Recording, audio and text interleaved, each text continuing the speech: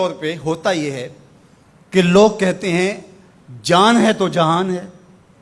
جان اور جہان کا فلسفہ ہم بچپن سے سنتے آئے ہیں. لوگ کہتے ہیں جائیداد چھوڑ دو، فلاں چھوڑ دو، فلاں چھوڑ دو، نظریات پر بھی کمپرومائز کر لیتے ہیں. جب جان نہیں ہے تو پھر باقی کیا؟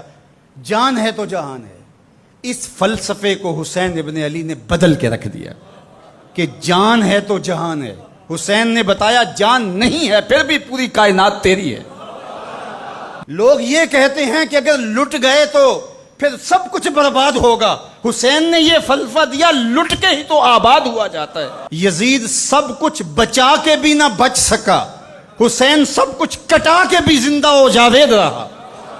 یہ فلسفہ دیا سب کچھ کٹ جائے، سر نیزے کی نوک پہ بھی چڑھ جائے، خاندان کی لاشیں بکھری پڑی ہوں اور گھوڑوں کی ٹاپوں تلے روندی جائیں، کفن بھی کھینچ لیے جائیں، خیموں کو بھی آگ لگا دی جائے، لیکن سر شہیداں پھر بھی نیزوں پہ بلند ہی رہے گا، اونچا ہی رہے گا. یہ فلسفہ حسین ابن علی نے دیا.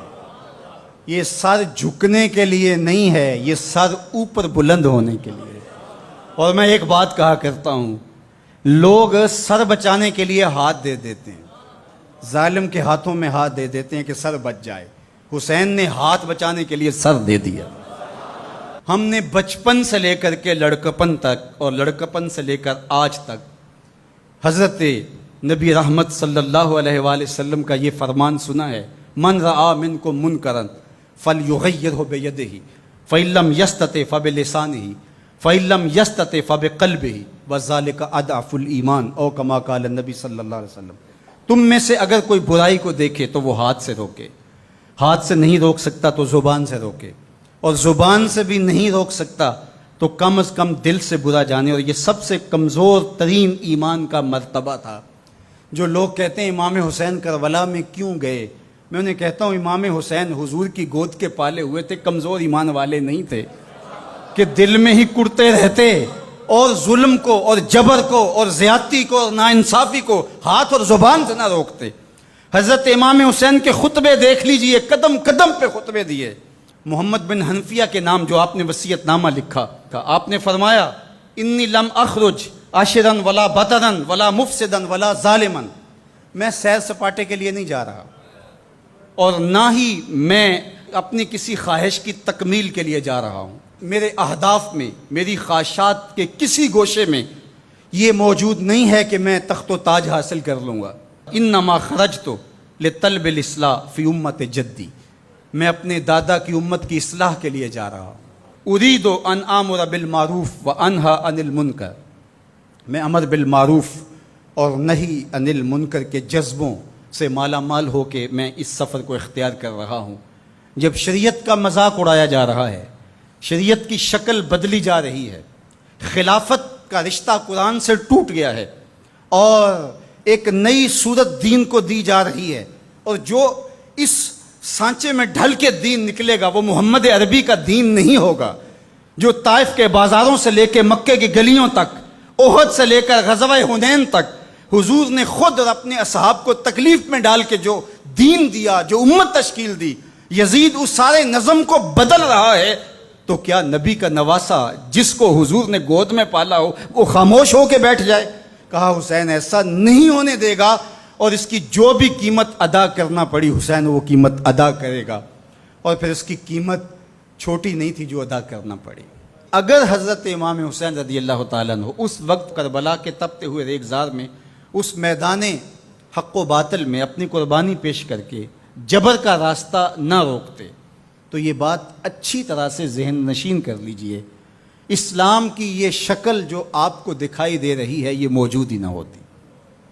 دنیا کے اوپر کتنی تہذیبیں، کتنی ملتیں اور کتنی اقوام، جب ان کے اندر تغیر آیا تو وہ اپنی اصل صورتی چیزیں کھو بیٹھی. دنیا کے اوپر کتنے مذاہب، یہودیت کی شکل دیکھ لیجئے، کیا یہ وہی صورت ہے جو حضرت موسیٰ لے کر آئے؟ عیسائیت کی شکل دیکھ لیجئے، کیا یہ وہی صورت ہے جو حضرت عیسیٰ لے کر کے آئے؟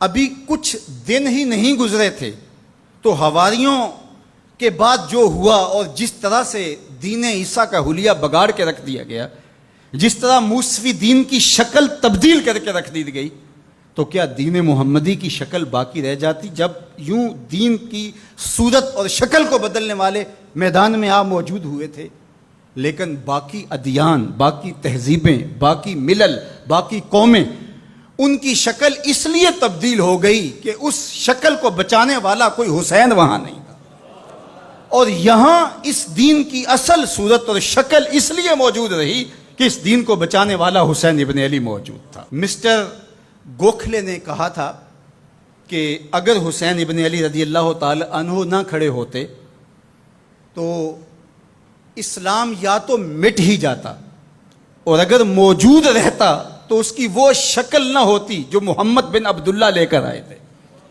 اس کی شکل وہ ہوتی جو یزید پیش کر کے جاتا۔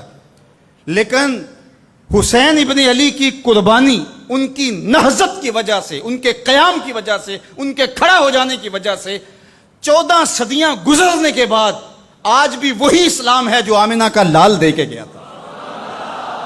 یہ حسین ابن علی کا کام ہے جو حسین نے کیا، اس لیے حضور نے ناز کیا حسین پر، کہا کہ حسین منی و انا من حسین، حسین مجھ سے ہے اور میں حسین سے ہوں۔ یہ مجھ سے ہے کہ میری بیٹی کا بیٹا ہے، میری نسل ہے، میرا نسب ہے، میں حسین سے ہوں، قیامت تک میرے دین کا جھنڈا جھولتا رہے گا، تو اس کی بنیادوں میں لہو حسین ابن علی کا۔ حضرت امام حسین رضی اللہ تعالی عنہ نے ایک بات کہی تھی، جب بیعت کا آپ سے مطالبہ کیا گیا تو آپ نے یہ نہیں کہا کہ میں یزید کی بیعت نہیں کرتا، بلکہ آپ کا جملہ تاریخ ساز ہے، بڑے لوگوں کا کلام بھی بڑا ہوتا ہے اور حکمت کے نور سے بھرا ہوا ہوتا ہے، قیامت تک ایک نصب العین دینا تھا۔ یہ نہیں کہا کہ حسین ابن علی یزید کی بیعت نہیں کرے گا، بلکہ کہا مثلی لا یبایع مثلہ، میرے جیسا اس جیسے کی بیعت کیسے کر سکتا ہے؟ تو یہ قیامت تک کے لیے لاہ عمل دے دیا کہ جو حسین کے نقشے قدم چلنے والا ہوگا وہ وقت کے یزید کے ہاتھ میں ہاتھ نہیں دے سکتا، چاہے